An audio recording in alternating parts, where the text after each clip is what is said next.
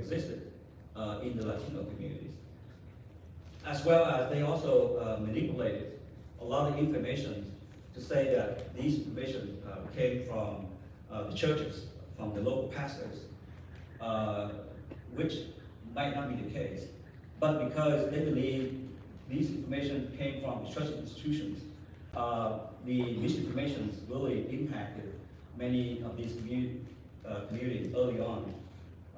And that's explained why in the initial stage, there's a lot of hesitancies among Latino communities about getting vaccinations. On hate, well, hate is actually an ongoing issue forever. Hate speeches, political polarization, that is something new.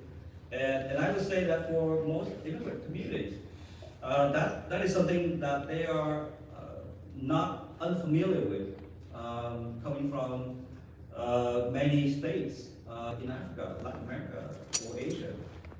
Whenever you have a change in government, policy change, you have dictatorships.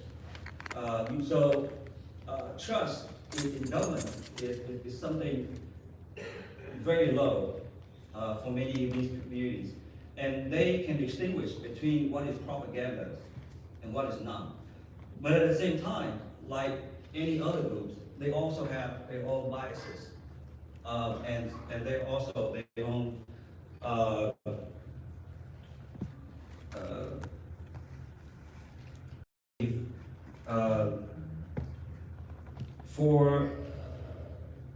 and then so the third one I want to make is that when you are exposing to so much of these challenges, what do you do? So if you are a publisher and an editor of a paper, let's say, I'm going to give an example of a Vietnamese newspaper, New Viet, which is the largest publication outside of Vietnam.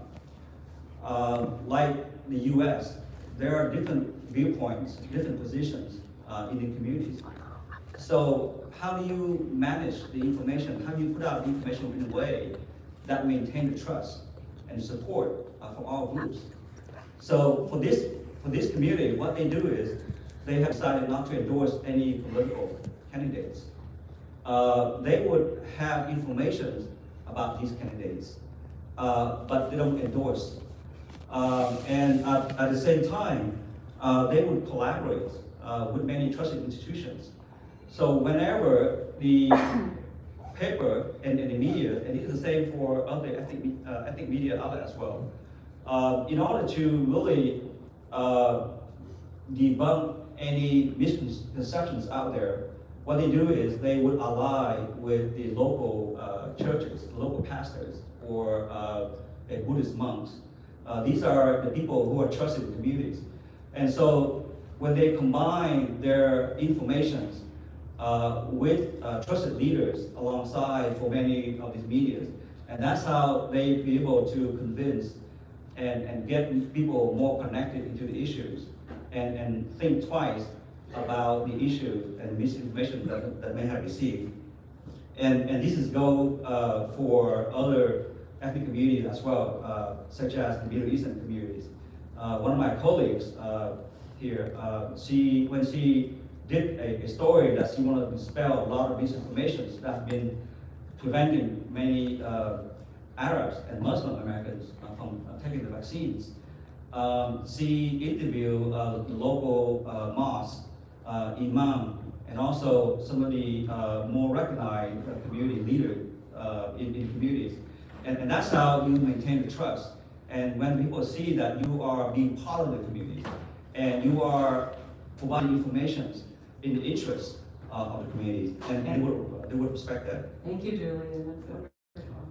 Yeah, but just make just one more point is that sometimes you have to make tough decisions. So what happens if your church leaders decided to put out misinformation about COVID or any other issues? Sometimes you have to stand up. And one of our members, a Russian language paper, Slavic News, they actually did a series of stories of how local churches encourage their flocks to gather right at the height of the lockdown. And that created many super spreader events in the community. And also. Thank you, Julian. I think Regina is next. Okay.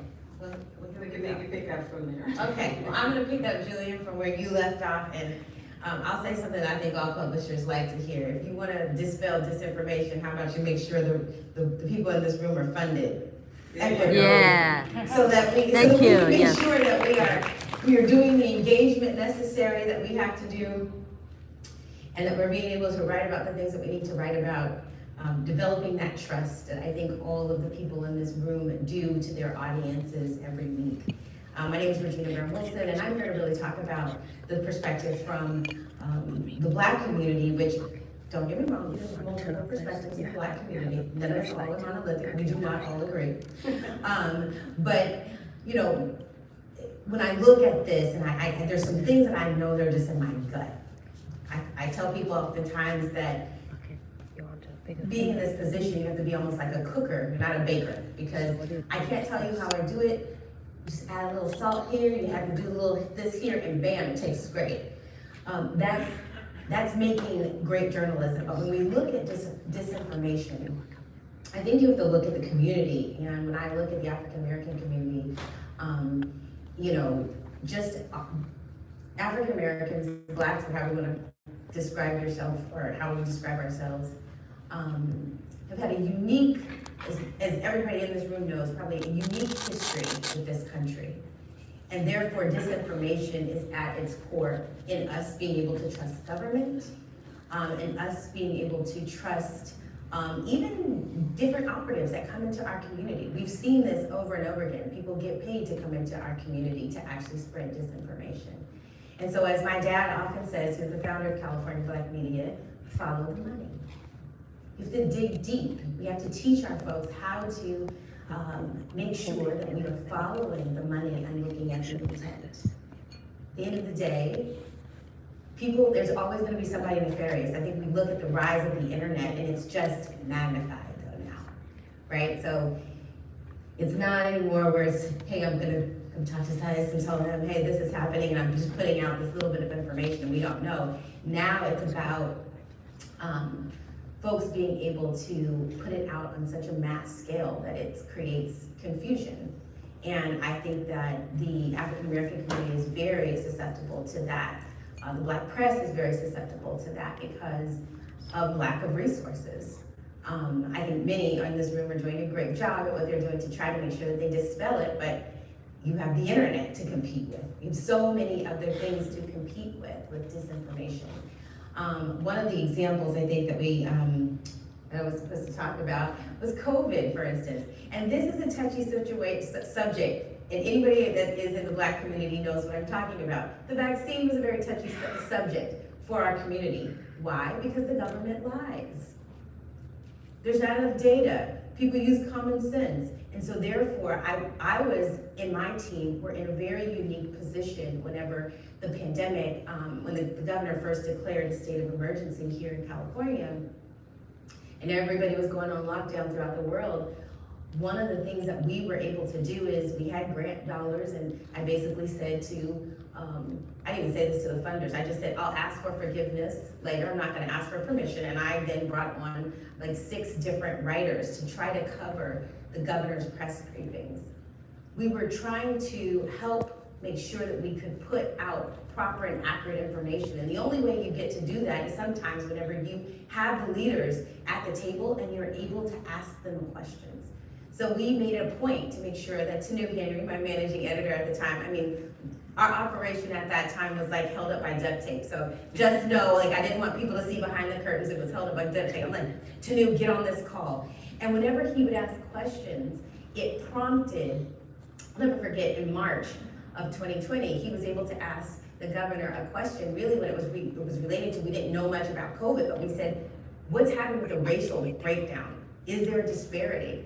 And the governor said, this is the best question I had all day. And then, no offense, LA Times, you guys took the story the next day and then started writing about race, but everybody did. And I think it was a good thing to be able to introduce that so that we could start having dialogue, a more richer dialogue that didn't happen whenever mainstream journalists were just in the room by themselves.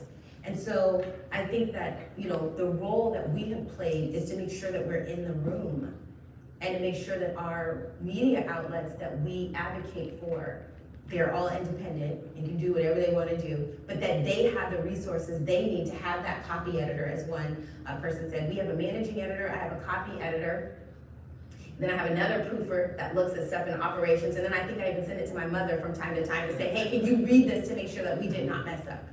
And so, do we get it right all the time? No, but I think we've become this trusted source because we've been consistent, we've been truthful, and we've been honest to the mission.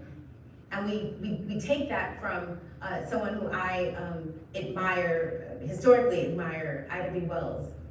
And all that know, the people must know before they can act, and there's no educator like the press. And that makes me have chills. You can clap at that, you can clap at, I want you to know, this is lunchtime. I know it's dim in here, but I want to be able to be lively. I want you to know that that's what guides us. And when people know that guides you and you show up, and that's the principle that you go in and day out with, you are able to cut through some of that disinformation. And I believe that that's the role that the Black press plays. And collectively, underneath California Black media, that's the role that they play. I know that we all are no strangers to what happened in 2016. And according, this is from my one trusty editor who, Tanu, that you helped give me these notes. But the Senate Intelligence Committee report said that there was no subgroup that was targeted more by information operatives than African Americans. We looked, and you look at that and you say, like, why is that? And there is a distrust. People can look around and see the things that have happened. And I mean, I hate to bring this up, but even, I think it's Tyree Nichols, who just this last week, we watched how government failed him. A government failed him and his family, and so many other families. And so therefore, that's why this distrust is there. And until we break through some of these hurdles, we will continue to see distrust. But I think that just gives us stronger resolve to continue to do what we do every week, show up, report the news as we see it, give commentary and label commentary, and make sure that we stay true to our audience and our ethics and our beliefs. Thank you. Silence? Where do I go from there?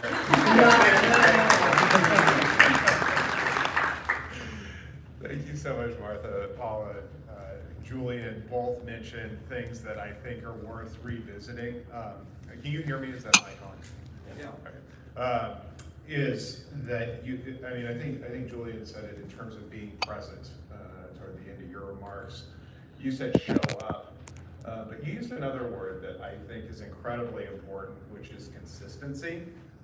And it's not one of those flashy words, and it's not one of the things that, you know, they're going to necessarily put on the cover of editor and publisher, but consistency married with showing up is a way, and I'll get to that in a moment in terms of how I think about it, but I think consistency showing up together are what begins to turn things in our favor, as long as we're honest enough with ourselves to recognize where we stand today and not to think that we're in some position of great trust and authority that we don't frankly enjoy. And so we can start with being honest, and then we can be consistent and we can show up, be present.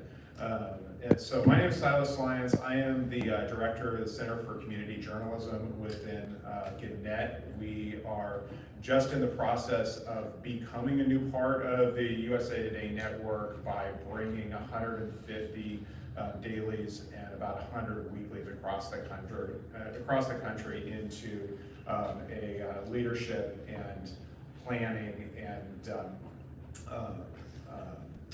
digital production umbrella. And so been thinking a lot about local news, but my own background is in Redding, California.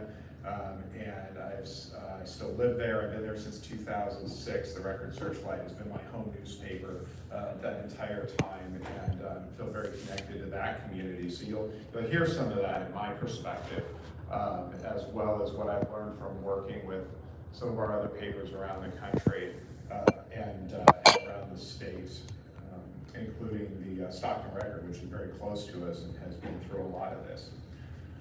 So, two things that I was to talk a bit about. One is competing with social media journalists, quote unquote, use the quote marks very heavily, and also reader apathy, or as Dr. Toff put it, indifference, and how we think about that. So I'll start with the first.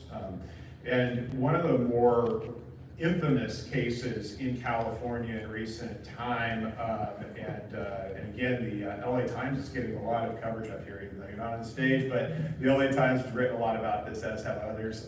209 Times is a website with about 150,000 followers based in Stockton, and the story goes, and this is probably true, that 209 Times stepped into the gap that was left in part by the Stockton Record. And the Stockton Record is one of my newsrooms, so I happen to feel pretty strongly about this. And I know the incredible dedication of the journalists who work in that shop and everything that they've done. But 209 Times was very, very effective in putting together an audience despite having zero nutritional value on their label. They came at it from a completely they came in with a bunch of axes to grind.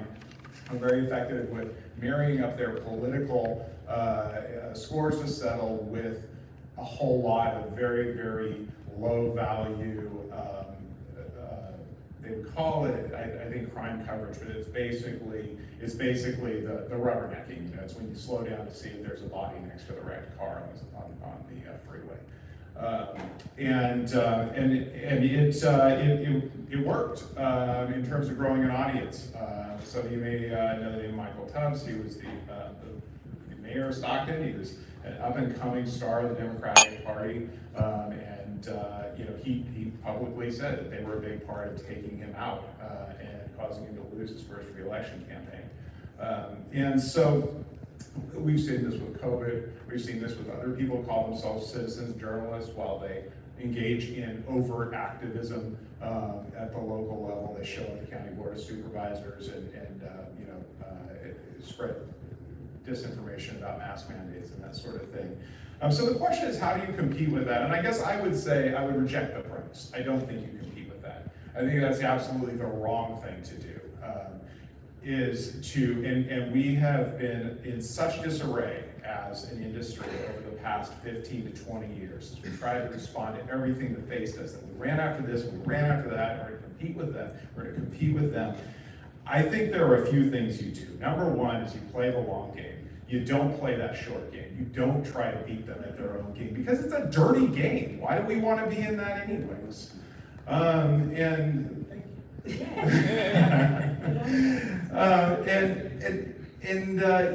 You begin to turn, you show up, you are consistent, you do the work in the local community, serving the audience that you've chosen to serve. I happen to come from a background where that audience is mostly the folks who subscribe to the paper of record in their community.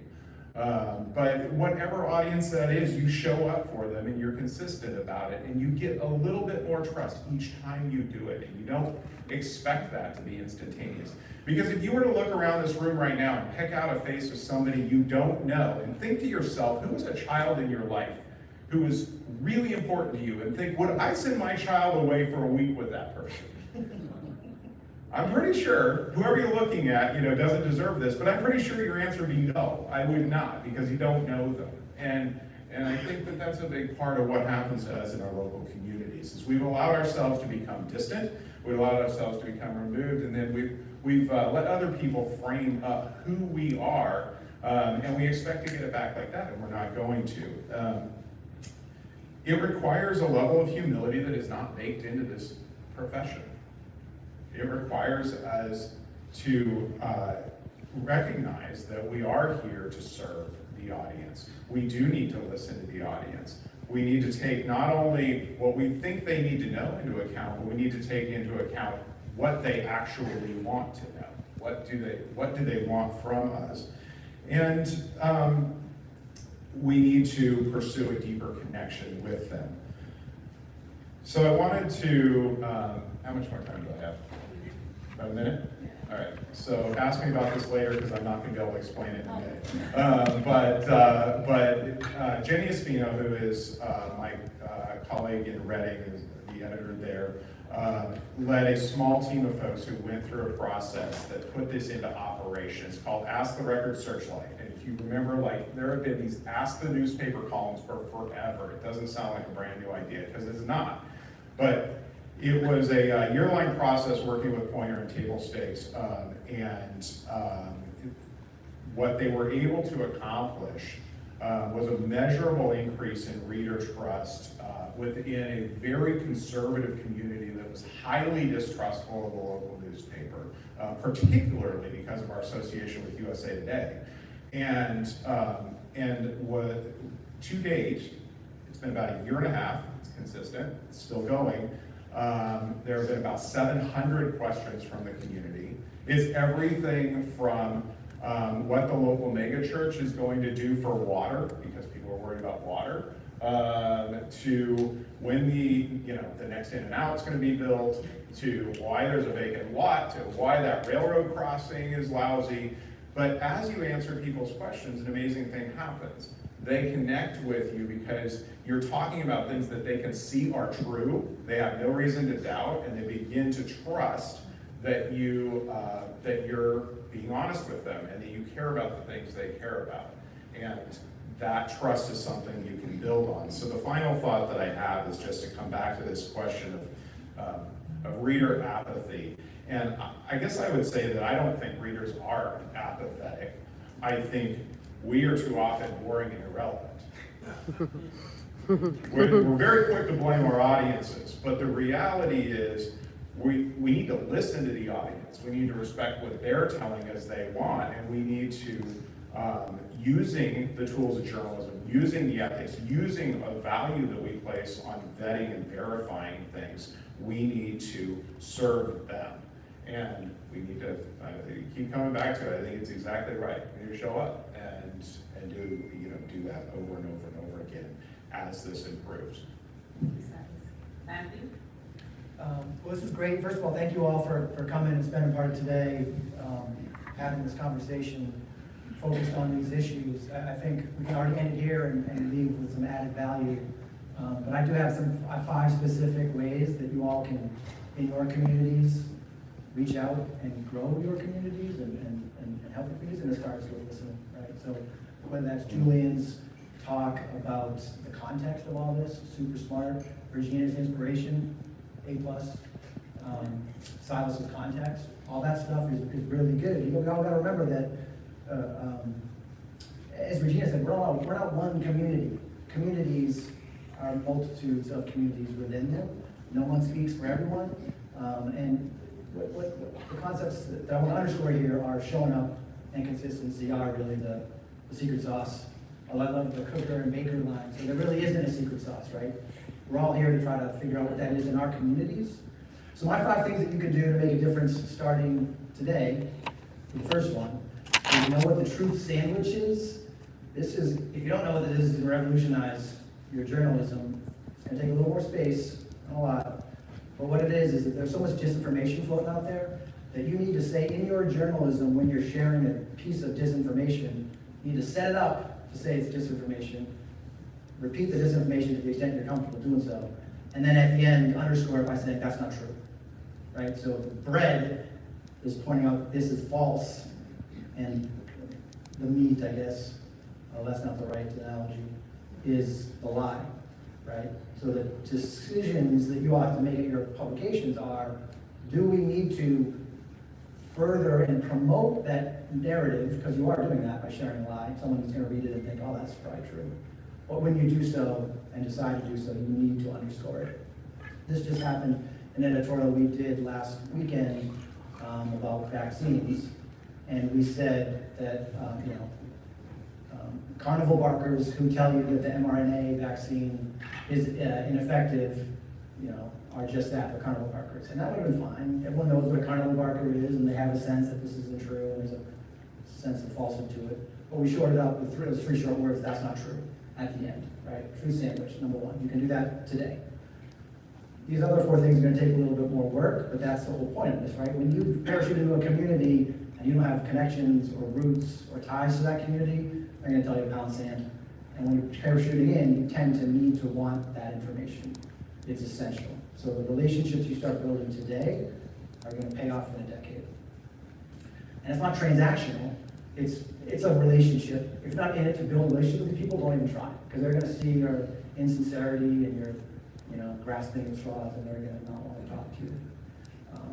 So thing two is something you all can do on your own. Just a little bit about me and where I'm coming from. I'm the editorial opinion director at the New Tribune, so I'm in charge of our opinion section. I've been doing that for about 7 years, since the craziest election in the history of elections in 2016. And I had the honor of covering the craziest election in the history of elections in 2020. And I'm looking forward to covering the craziest election in the history of elections in 2024.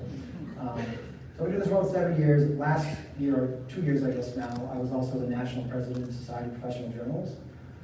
And so I have a local, regional look and then a national perspective on some of these issues. And I can tell you that what we've done at the UT that's been very successful is explain what we do and why we do it. For decades, journalists didn't take that step. And lo and behold, people don't understand what we're doing and they don't trust what we're doing. Surprise, surprise. So on our website, we have a section called Our Journalism Explained. If you go to Google and you Google Our Journalism Explained, it'll probably show up. If you Google Our Journalism Explained Union Tribune, it'll definitely show up. And you can see it's a mini site on our site that says how we handle anonymous sources, which we could spend an hour talking about that. They should be called confidential sources because they're not anonymous. We're just not saying who they are. We explain opinion versus regular journalism in our newsroom. We explain the difference between letters and editorials and op-eds, which is a term we don't even use anymore. I would suggest you don't use those either. No one knows what they mean. We've lost that battle. They're commentaries, they're essays, and they're incredible. And you should be sharing more of those too, properly labeled. So have that microsite, spend some time on your site explaining to people what we do. Thing three, it's going to take a little more time, but worth it. Go out in your community and have sessions on media literacy. Your journalists know it and can go out in the community and do this. You can partner with libraries who are going to be willing accomplice not the right word because of its connotations, willing partners. And you can explain to the public, again, in a real-time way, what we're doing and why it matters, and invite their questions, and do that, start small. If we're gonna do it one time, or we're gonna do it once a month, whatever, do it. We also just this year at the New Tribune started a festival of journalism. We have a very successful festival of books, and since we're all mentioning the LA Times, there's model after their very successful festival of books. We all should put on festival of books, we need more books. We had a festival of journalism, and we partnered with the community newspapers and community websites who are well known and well respected in their communities, but maybe not outside it, right? So we brought in and worked with and listened to other outlets and collectively put on this really amazing day where, as book lovers go to a book festival, journalism lovers and truth seekers came to this place and found kindred spirits, and we're all kind of, obviously the pandemic isn't over, but we're at a different stage, so we can all be in a huge room without masks on, which is awesome. And the timing is good to do all these things because there was an appetite for community, and there was a need for community, as we're seeing with some of the shootings that have taken place recently and people's reactions to those and how to respond and recover to those. So that's thing three. Things 4 and 5 are the most important. I want to spend just a little bit of time on them. I'm not going to bore at the mic. I want to hear what you guys have to say too. But things 4 and 5 at the New Tribune are a community advisory board. Some of you may already have these, and I can briefly explain the concept. It's, too often, the New Tribune's been around for 155 years this year. It was historically old white men in a room handing down their tablets every 24 hours and saying, this is how we see the world. Now you can imagine that the market for that is not very good. And it was a terrible way to do business then, it's a terrible way to do business now. And going back to thing two really quickly, in addition to our Journalism Explainer website, we share the demographic data of our staff, not because diversity is about checking boxes, but because to understand and appreciate and share the stories of your community, it helps to reflect it. And it helps for people to see that you reflect it, or that you're trying to reflect it. So our demographic data has been there at a staff and management level, and I would encourage you all to share that at your outlets as well, because that builds trust. People see that you care about it and are making the effort to share that information. The Community Advisory Board helps you cover and see what's important in your communities plural. We meet with ours, it's about 20 people, we meet with ours monthly, and they have all our cell phone, so we're always talking to them regularly. But it's a group of people that's diverse in every way that it can be diverse, so we try to appreciate the diversity of our community, so that's gender and identity, race and ethnicity, geography, politics, and this group meets with us and they tell us when we get it wrong, and they help us shape things that can be very impactful journalism. Because we talked about Tyree, and he has Sacramento connections too, so moment of silence for him, and props to the Sacramento Bee for doing the work to hold the DMV responsible using his humanity a few years ago. But the day after the George Floyd killing, we sat with our community advisory board and thought, how do we in San Diego tell this story in a way that people will pay attention beyond the obvious? And what we ended up doing, at a suggestion of someone at that community advisory board, was why don't we wrap the newspaper with a section on Black voices, and we get as many Black voices as we can, and allow them to share what they're thinking and experiencing and going through. We did the same thing after the shooting at the Walmart in El Paso. We turned to local Latino community members, young, old, well-known, someone who's known in their circle but not outside of it. And they shared their experiences. And it was so powerful. Community advisory board is as essential. I know I said I'll wrap up soon, I will, but the fifth thing is a Community Voices project, which again, you can all start doing today. It's gonna take a lot of work. It took us better part of a year to set it up. We've been doing it for 3 years. As I oversee the opinion section, the problem that I have with it, the problem that you all should have with your opinion sections is we say how many words these writers have, how often the writers can write about things, and we usually say, here's the subject we want you to write about. Now that is not the right, that is the exact wrong way to have a conversation, to dictate the terms like that. So this was always a great frustration for me. A lot of that is because of the constraints of print. I thought that sucked. So I wanted to create a Community Voices project, and we did. Dozens of people, 60 or 70 people who can write anytime they want about almost any subject they want. We have some parameters. There's no hate speech, there's no racism, there's no paid lobbying, there's no political campaigning. But other than that, you can write whatever you want, at any length, at any time, at any frequency. And the response that first year was amazing. It slowed up a bit with the last year or so. And so we're talking about ways to revitalize that now. And I will close by saying that brings me to a broader point, which is this is an ongoing effort. This is work. This is listening to your community. This is being a part of your community. This is explaining to people that journalists are part of the community. Let's not other ourselves. We are a part of the community. We need to appreciate that and believe it and explain it to folks so that when we're having these important conversations, we're moving the community forward, the communities within that community forward. So those are 5 concrete steps that you can all take. I'm happy to talk about it offline.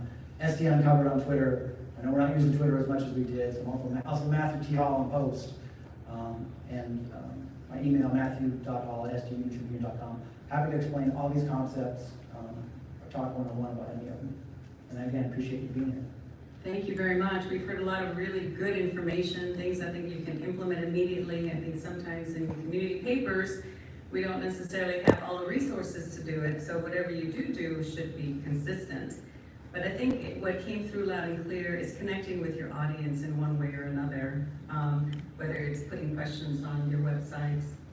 In our case, we went out into the streets and to festivals, and we're humbled to know that some people hadn't even heard about our newspaper.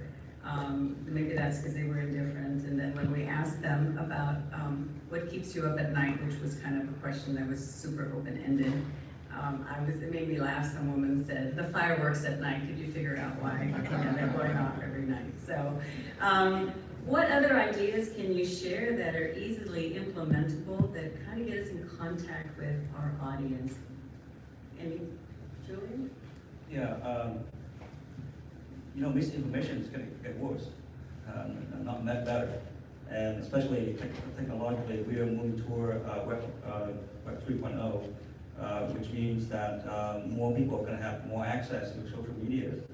And everybody who has an account can be a content producer.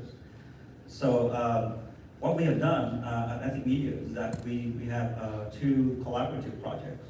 One is on COVID misinformation, because you can't really combat and deal with these things alone, especially as my colleagues, Regina said earlier, we really strapped the resources as they want to hear it. So from time to time, we need to pull our resources together. We partner up and we collaborate.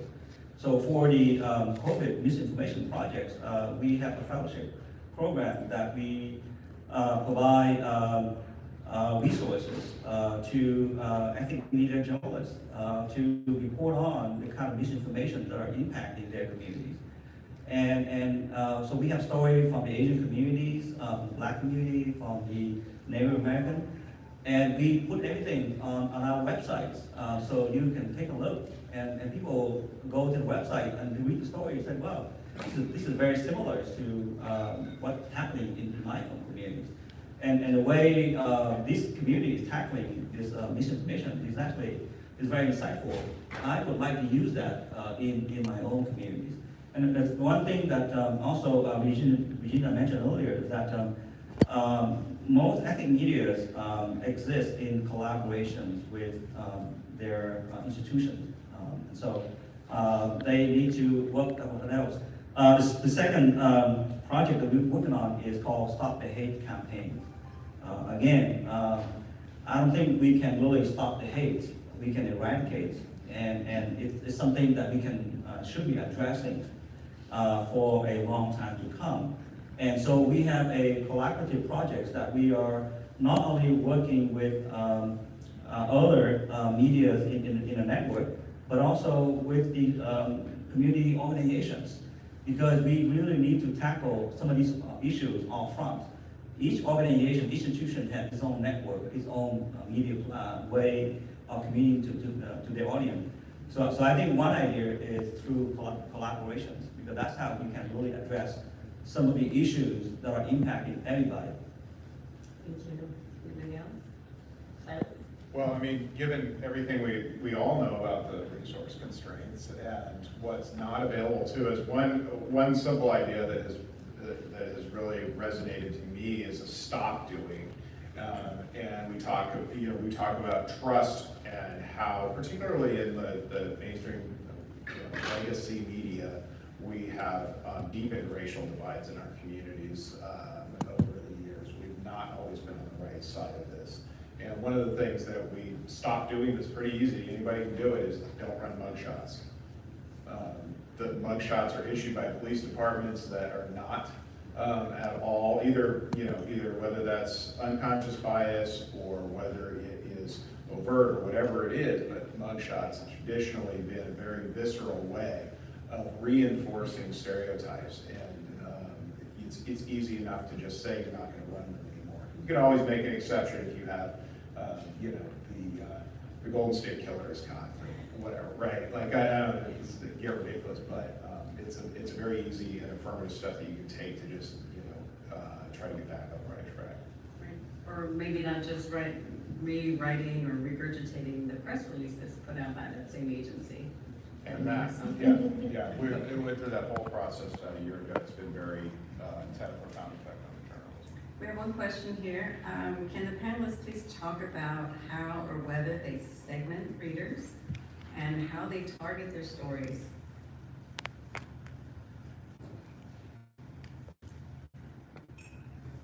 I work on the business end of things, so say that one more time. So say that one more time. I do, I mean, I have a hand in some of the journalism that's produced, but you said how do they segment? Do you segment your readers, whether or not they segment readers? Or how they target their stories, the stories that you write from your outlets? Once again, I'm a cook, not a baker. I just look at the things. I mean, for me, I don't know, I can't answer the first part of that question because we don't segment. We think of us like the AP.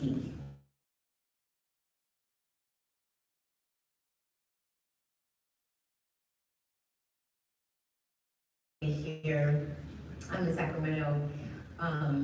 So when there's press conferences, I'm the executive director, but if I didn't have a reporter, like I said, we were held up by duct tape. And I would show up. And I might be in press conferences with the governor, and then I would take that back to I would be a news gatherer and take that back to my writers and editors if they weren't in the area. So I would say that, like, I think your gut is gonna tell you, if you know your audience.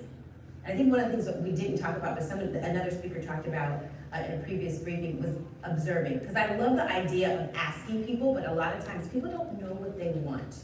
You have too many choices. So you actually have to observe your community and then be able to give them what they want. And I had one editor when we first started out, Andre Herndon, and he used to tell me, Regina, we had this whole data story, and I was like, let's do this data story, let's do this data story. And he was like, you just can't give people all this data. Like, nobody's gonna listen to it. So what he taught me that I abide by in our newsroom is you gotta give people a little bit of what they want to give them a little bit of what they need. You can't just force down data. I mean, I hear people talk about it, data-driven journalism. That's cute, but people don't care. Start putting too many numbers in a row and it's not checks or it's not they won the lotto, and this is going to bore them to death. So you have to be able to give people a little bit of what they want, a little bit of what they need, and that means sometimes you have to do some of those stories that are like, you know, I mean, I don't wanna say stupid, but these are, you know, did Kim Kardashian do whatever with Kanye? You probably have to tie that in. But that's because it's what's relevant. People know it's silly, but then you can tie in more serious matters. That's something that we did when we worked on the census. I think we had a story and we were talking about trying to get people to care about the census, but we talked about Kim's biracial kids, and she said, my kids are black. So then it made people have this conversation. You throw a picture up of her and her kids, and now bam, you got clicks. Not that I was doing it for clicks, but I'm giving you a little bit of what you want, so I give you a little bit of what you need. You need to fill out the census, right? So that's how we operate. And I think that if you try to figure out how to observe your audience and your community and sift through all the amounts of information, of relevant, factual information that you know people need to know but don't want to, you just can't give it to them like that, you figure out how to marry it. We have a couple of questions, but one specifically to Silas, because lunch is back there, don't worry, it's not going anywhere, and Bill Barr is not gonna be here for a while. So I think we have just a little bit of time here, so Silas. Can I jump real quick? Sure, go ahead. For many of our outlets, actually, that's the easy part. The Cambodian paper created in Long Beach is primarily to serve the Cambodian community in Long Beach. The Hmong Daily News in Sacramento is created primarily for the Hmong community in Sacramento. So many of these papers and online media, they are created with a specific audience in mind from the start, because they know that they have to offer something special, something unique to the audience. When they have a choice, when they have so many choices out there. So for ethnic media, it's how they started with the missions of their target audience, and that's how they have been doing it for years. Thank you very much. All right, Silas, this is for you. Do you believe that we lack an appropriate and effective regulatory regime to control misinformation and disinformation? Well, when I run for president, I would say I'm probably not the most qualified person to answer that, but if you want to know my opinion, I think that the question, whenever you look at questions like that, it's not about whether it might be a good idea in a perfect world, it's about who you want making those distinctions. And, you know, do we want a council of information in America that decides what is and isn't mis and disinformation? And I think that, personally, as me speak, this is Silas talking, and might as well be Silas before he went to journalism school. So, like, no expertise here, but no, I don't personally think that that leads us down a great path. Okay, we have one last question, and it takes us back to mugshots, etc. It says, what about publishing blotters, which is one of the most read parts of paper? What do you think about that? Bloggers? Blotters, you know, like Blotters, yeah. I am 100%, I'm more than happy to go on record on this. I'm 100% against lifting and printing police blotters, period, full stop. I do not think that we let, you know, no disrespect to law enforcement, but they should not be making our news judgments for us. And I do not think that I don't think we should be running mugshots in all but the, you know, the most well vetted and, you know, and well justified cases.